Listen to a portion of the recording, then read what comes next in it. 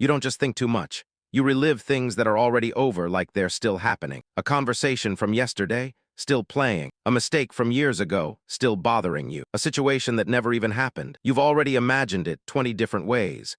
And here's the exhausting part. You know it's pointless, but your brain won't stop anyway. It just keeps going, like it's trying to fix something that's already done or control something that hasn't even happened yet. Let's break down what's actually happening inside your mind, why it feels impossible to stop, and what this pattern quietly reveals about you. First, this is not overthinking. People call this overthinking, but that's too shallow. What you're actually doing is mental simulation. Your brain is constantly running scenarios. What could go wrong?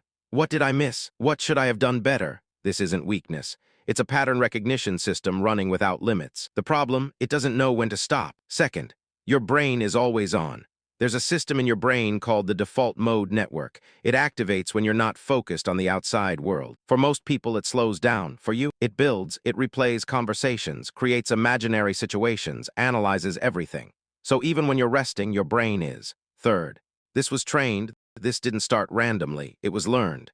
At some point, your brain realized, if I think ahead, I can avoid pain. So it adapted. It became more alert, more aware, more prepared. But now it treats everything like a threat to solve, even when nothing is wrong. Fourth, the loop you can't escape. Here's the dangerous part. Your brain actually rewards this. Every time you analyze something, you get a small dopamine hit. Not because you solved it, but because you're working on it. So your brain keeps looping. Not for answers, but for the feeling of control. That's why you can't just stop. Fifth, the cost. And slowly it drains you. You feel tired without doing anything. You overanalyze simple things. You hesitate more than you act.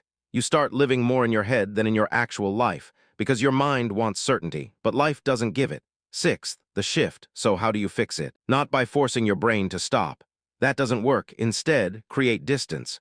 Next time your mind starts looping, don't fight it. Just say, this is my brain trying to protect me. That one shift separates you from the loop. And once that happens, you stop being controlled by every thought. If this video felt a little uncomfortable to hear, that's a good sign. It means you're becoming aware of something most people stay trapped in their entire lives.